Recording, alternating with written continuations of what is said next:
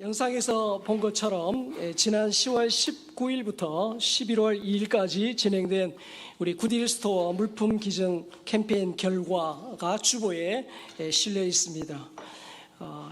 이미 본 것처럼 캠페인을 통해서 총 3,500점의 물품이 기증이 되었고요. 가치는 1,085만 원에 달합니다. 이를 통해서 장애인 고용 효과는 월 7.2명, 온실가스 절감 효과는 7,350kg, 그리고 소나무는 1,114그루를 심은 것과 같은 그런 환경 효과가 나타났습니다. 우리의 작은 이 나눔이 모여서 큰 변화를 이렇게 이루었죠.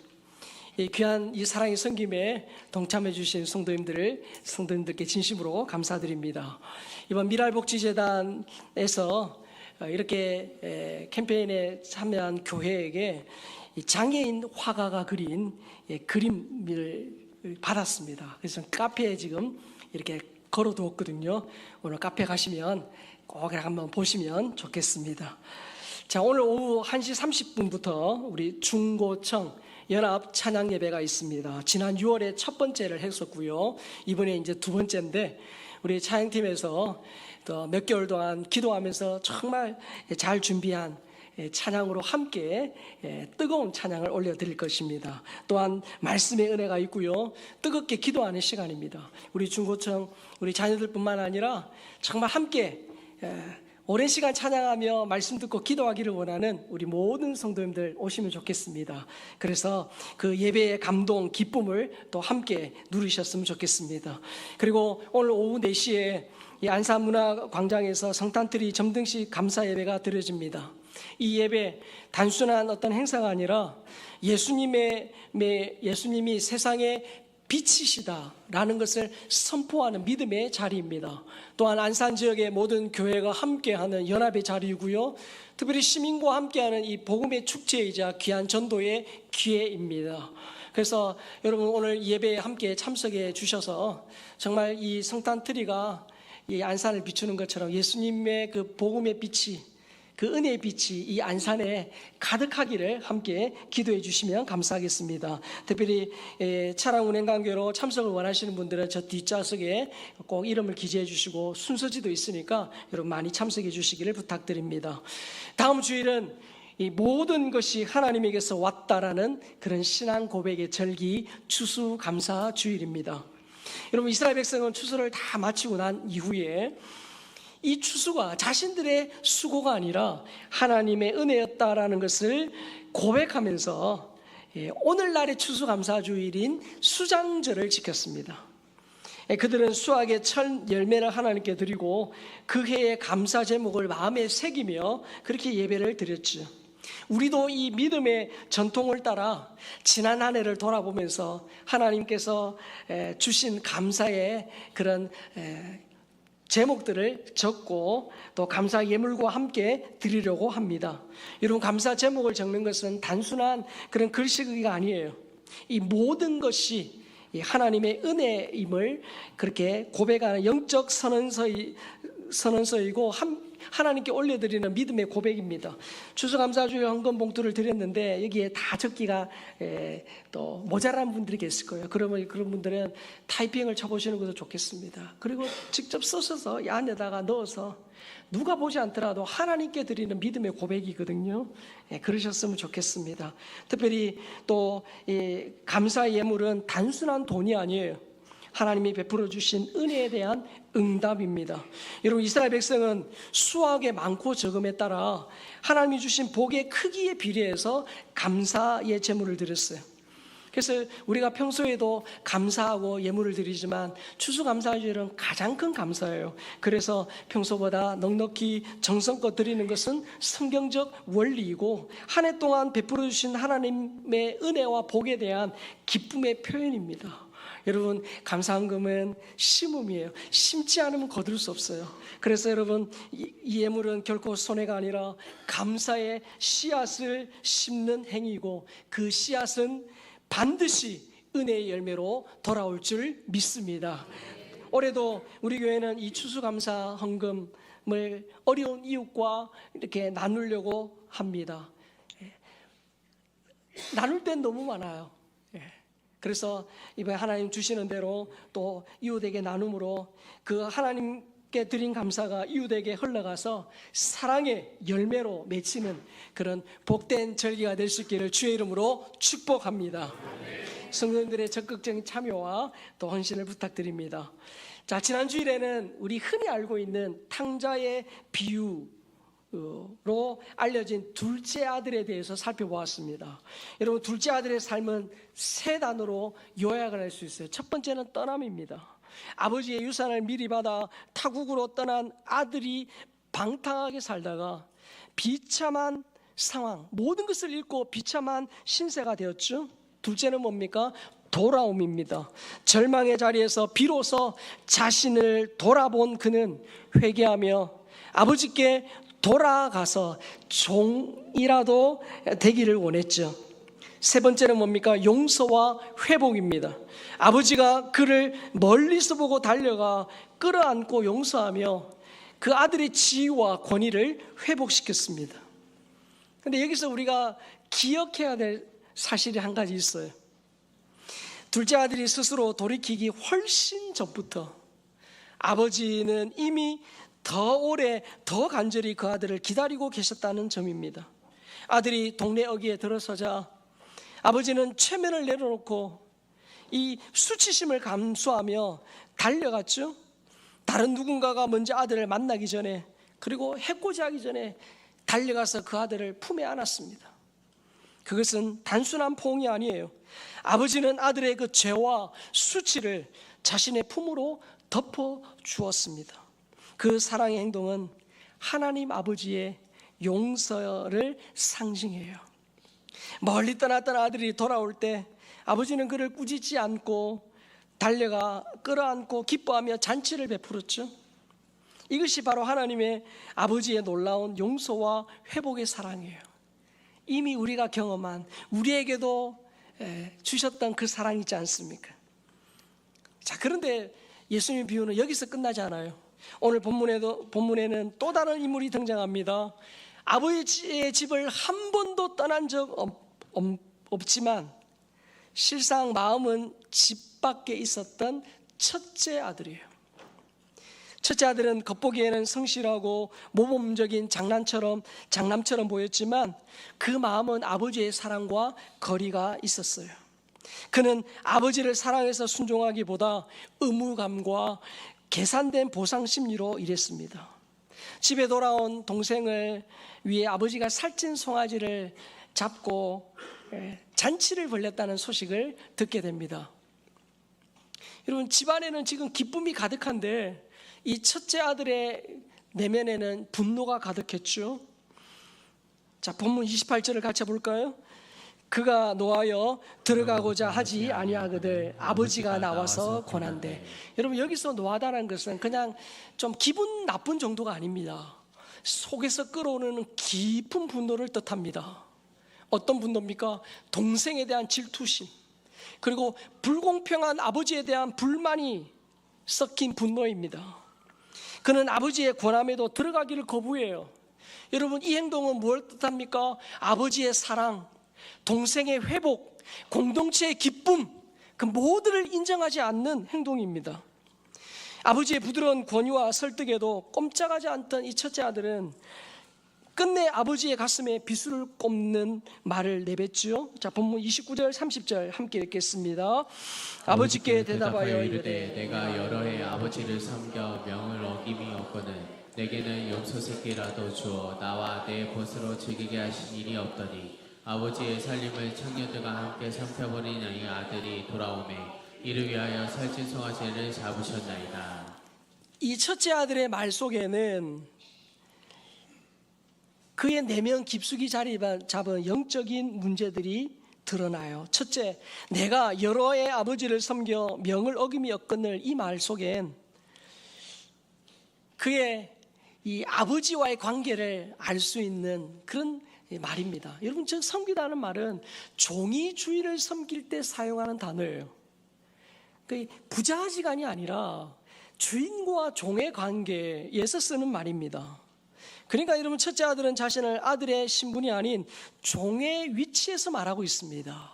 그리고 명이라는 것은 명령율법입니다. 여러분, 명령율법은 주인과 종의 관계에서의 를 의미해요. 그래서 아버지와의 관계를 사랑과 친밀함이 아니라 규율과 복종의 관계로 이해했다는 뜻입니다. 그는 아버지를 사랑해서 순종하기보다 내가 이만큼 잘했으니 그만한 보상을 받아야 한다는 계산된 순종, 즉 아버지와의 관계는 사랑의 관계가 아니라 거래의 관계예요. 그는 아버지의 마음을 헤아리지 못한 채 자신의 행위를 기준으로 의를 주장하는 그 바리새인의 전형적인 모습을 보여줍니다. 그리고 두 번째로, 내게는 염소 새끼라도 주어 나와 내 벗으로 즐기게 하신 일이 없더니, 이 말, 여러분, 첫째 아들은 아버지의 사랑을 입은 동생을 보며 지금 불만과 질투에 휩싸여 있습니다. 왜 나와 내 친구에게는 그런 대접을 안 해주십니까? 여러분, 그 말 속에는 감사하기보다 비교하고 기쁨 대신 불평이 가득합니다. 그는 아버지와 함께 즐거워하기보다 자기만의 즐거움을 원했습니다. 아버지의 기쁨보다 자기 만족이 우선이에요. 그 마음에는 은혜를 함께 누리는 기쁨이 아니라 내 몫의 잔치를 위한 이기적인 욕심이 자리 잡고 있었어요. 세 번째 뭡니까? 이 아들이 돌아오매. 여러분, 첫째 아들은 동생을 내 동생이다 그렇게 표현하지 않아요. 이 아들. 여러분, 이 아들이라는 말을 원어로 보면 그런 뜻입니다. 당신의 그 아들. 분명히 자기 동생인데 자기와는 전혀 상관이 없는 남처럼 지금 표현하고 있습니다. 그의 말투에는 형제에 대한 멸시와 단절의 마음이 묻어 있습니다. 아버지의 마음은 잃은 아들을 회복시키는 데 있었지만, 첫째 아들은 그 회복을 기뻐하기는커녕 오히려 비난하고 있죠. 게다가 동생의 죄를 부풀리며 자신은 더 의롭다라고 생각하는 교만에 빠져 있습니다. 결국 첫째 아들은 이 몸은 집 안에 있었지만 마음은 아버지에게서 멀리 떨어져 있는 집 안에 잃은 아들이었습니다. 자, 그런데 아버지는 이 첫째 아들의 그 항변을 다 듣고는, 야, 네가 그래도 형인데 장남인데 그러면 되냐, 꾸짖지 않으셨어요. 아버지의 그 짧은 대답, 그러나 깊은 사랑이 담긴 따뜻한 위로를 하십니다. 본문 31절에 보면 이렇게 되어 있잖아요. 아버지가 이르되 너는 항상 나와 함께 있으니 내 것이 다 내 것이로되. 근데 여기서 아버지는 아들아 그러지 않아요. 뭐라고 표현합니까? 얘야 그렇게 표현하셨어요. 여러분, 이 말은 단순한 호칭이 아니라 애정이 가득 담긴 그런 부드러운 호소의 표현입니다. 지금 막 화가 나서 막 불평, 불만, 얼굴이 불그락하는 그 아들을 향해서 네가 장남인데 형인데 그러면 되느냐, 책망하지 않으셨어요. 그리고 논쟁하지 않으셨어요. 사랑으로 대답하시죠. 첫째 아들은 자신이 아버지의 사랑을 받지 못했다고 생각했지만 아버지는 오히려 너는 언제나 내 곁에 있었다 그렇게 말씀하십니다. 뭘 의미합니까? 함께 있는 것 자체가 복이다 라는 사실을 일깨워 주신 거예요. 또한 내 것이 다 내 것이로되 라는 이 말씀은 이미 주어진 은혜를 의미합니다. 아버지는 앞으로 주겠다라는 것이 아니라 이미 다 주었다 그렇게 선언하세요. 첫째 아들은 누리지 못했을 뿐이지 원하기만 하면 얼마든지 누릴 수 있는 풍성함을 이미 가지고 있다는 것을 일깨워 주신 거예요. 그는 아버지의 집 안에 있었지만 아버지의 마음을 알지 못한 채 풍성한 은혜를 누리지 못하고 산 그것을 지금 깨우쳐 주신 거예요. 자, 그런데 여러분, 이 첫째 아들은 단순한 예수님 비유 속 인물이 아닙니다. 예수님이 당시에 바리새인과 서기관들을 상징적으로 지칭하신 인물이에요.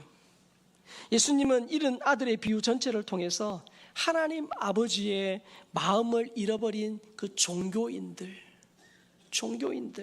그들의 모습을 보여주고 계십니다.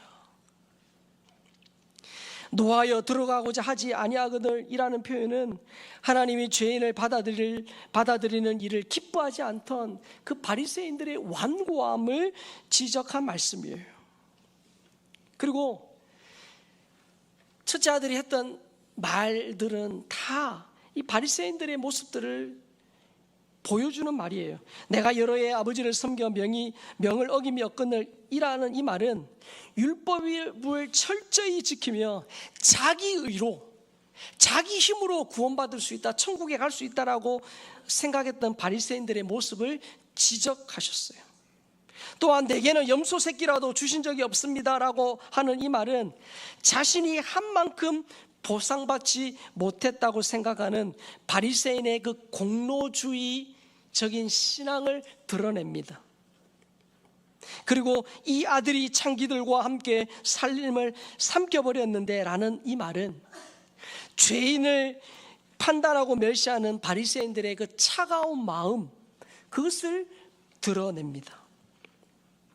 여러분, 예수님의 눈으로 보면 율법대로 살면서도 하나님의 집 안에서 참된 기쁨을 누리지 못하고 죄인을 향한 하나님의 사랑을 깨닫지 못한 그 맏아들,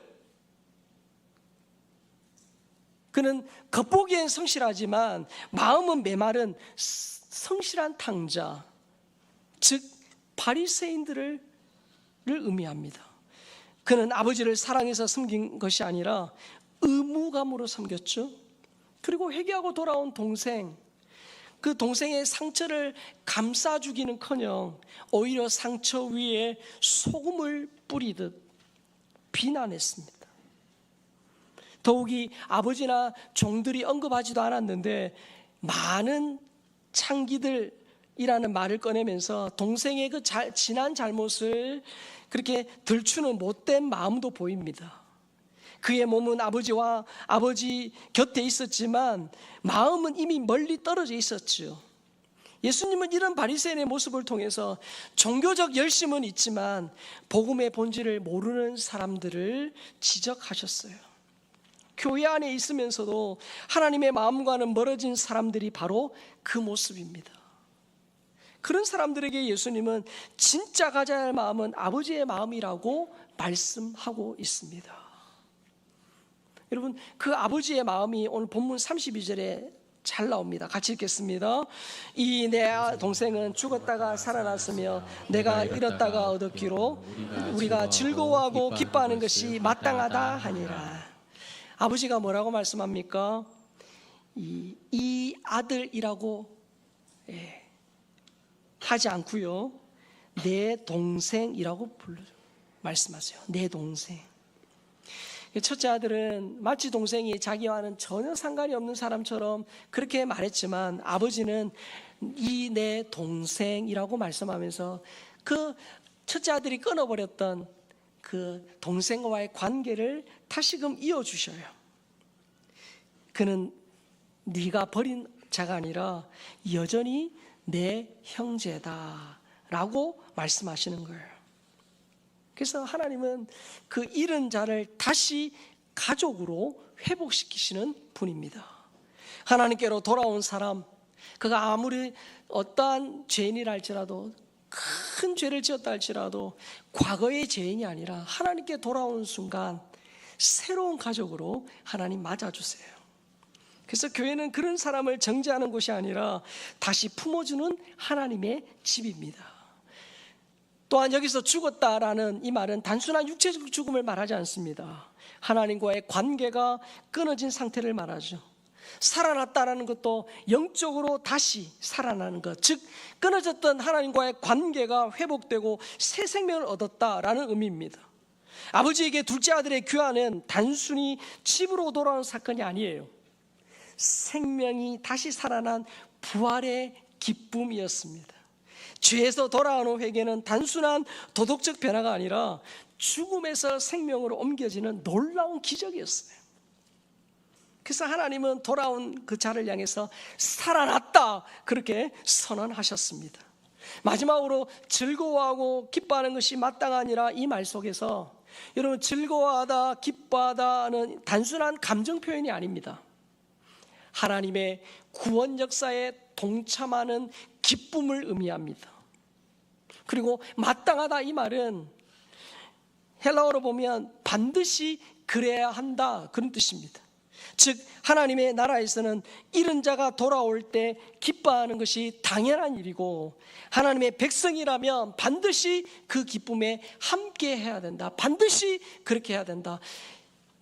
교회 밖에 예수님의 사랑과 돌봄을 받는 그 양 울타리 밖에 있는 그들이 돌아오는 것이 하나님의 구원 역사고, 그 일을 위해서 우리가 반드시 그 일에 동참해야 된다라는 것을 말씀하신 분이에요.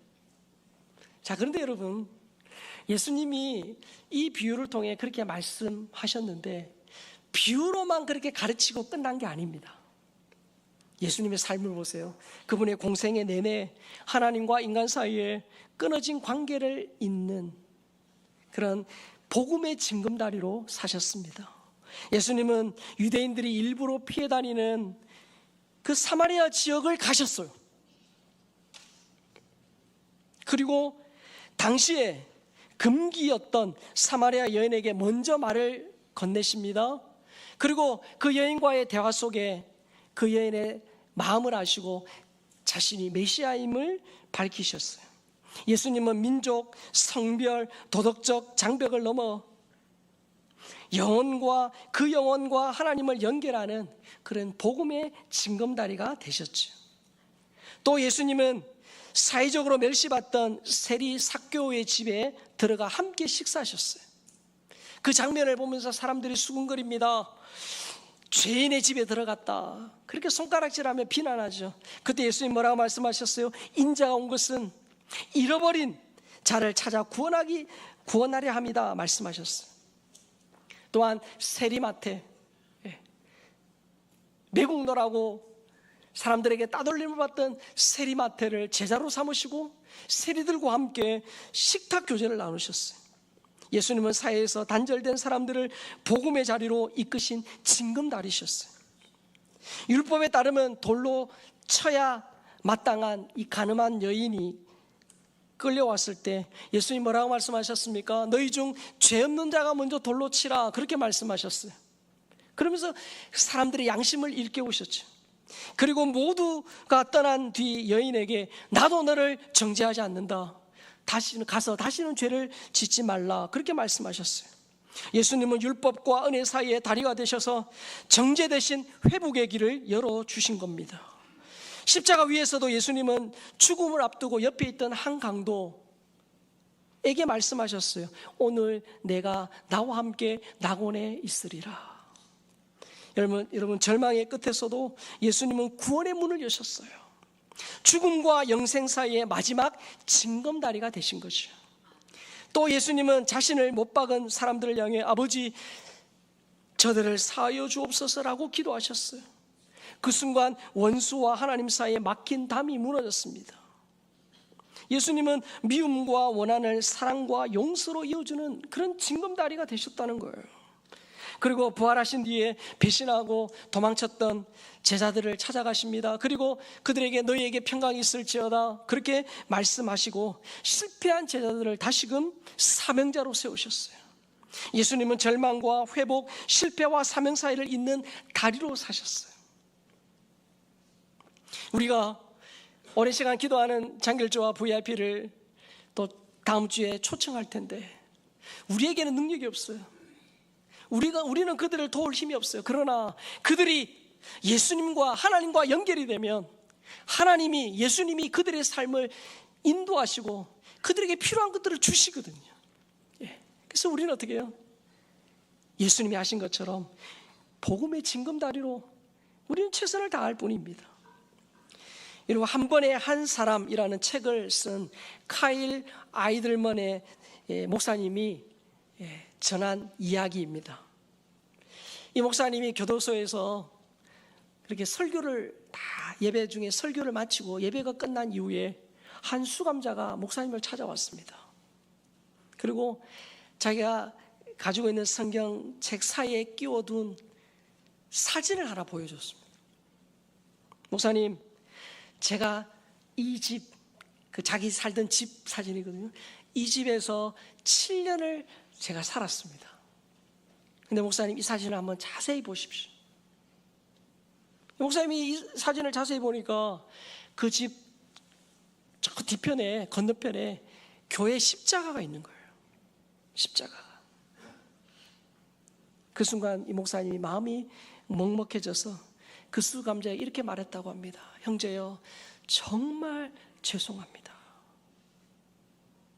자신이 그 교회 목사는 아니었지만 예수님을 전하는 사람으로서 부끄러웠던 거예요.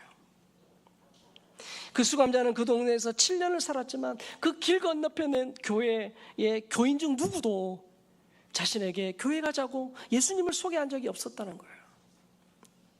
오히려 잔디가 너무 길다 그러면서 관리를 잘하라면서 그런 비난의 쪽지를 준 교인만 있었다는 겁니다. 그가 뒤늦은 후회를 합니다. 그때 누군가가 나에게 예수님을 전해줬다면 내 인생은 완전히 달라졌을 것입니다. 그렇게 뒤늦은 후회를 했다고 합니다. 여러분, 하나님은 아무리 멀리 떠난 죄인이라도 진심으로 회개하고 돌아오기를 기뻐하세요. 양울타리에 있는 99마리의 그 양을 두시고 울타리를 떠나 헤매고 있는 그 한 마리의 양을 찾아가시는 분이 예수님이에요. 여러분, 그 예수님의 사랑이 있었기 때문에 우리도 예수님 모르고 방황하면서 세상에서 죄악을 벗삼아 지옥을 향해 가던 우리가 예수 믿은 거 아닙니까? 그분의 그 사랑이 있었기 때문에 예수 믿은 거예요. 그리고 여러분, 우리를 위해서, 우리가 예수 믿고 구원받기를 위해서 누군가는 정말 밤을 새며 새벽마다 기도하고 나에게 따뜻한 사랑을 전해준 그분이 있었기 때문에 내가 예수 믿은 것 아닙니까?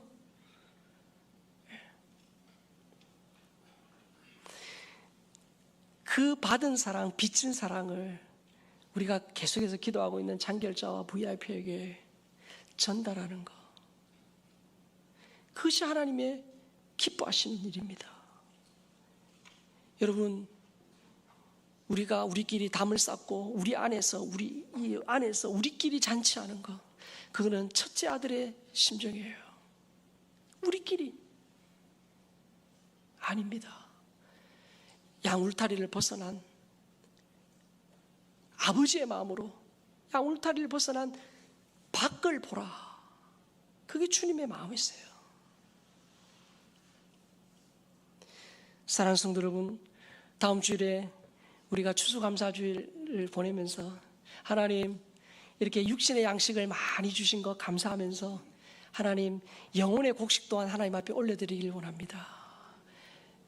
예수를 우리와 함께 신앙생활하다가 멀리 떠나버린, 그러나 돌아오고 싶으나 돌아올 용기와 힘이 없는 우리 장결자들, 그리고 오랜 시간 기도하면서 하나님의 은혜를 구하며 늘 기도하고 있는 우리의 태신자들, VIP들, 그들이 하나님 품으로 돌아와 다시금 새 생명을 얻고 예수님 안에서 참된 행복을 누릴 수 있도록 먼저 믿은 우리가 복음의 징검다리로 사는 것이 마땅하다, 그렇게 예수님 말씀하셨어요. 마땅하다.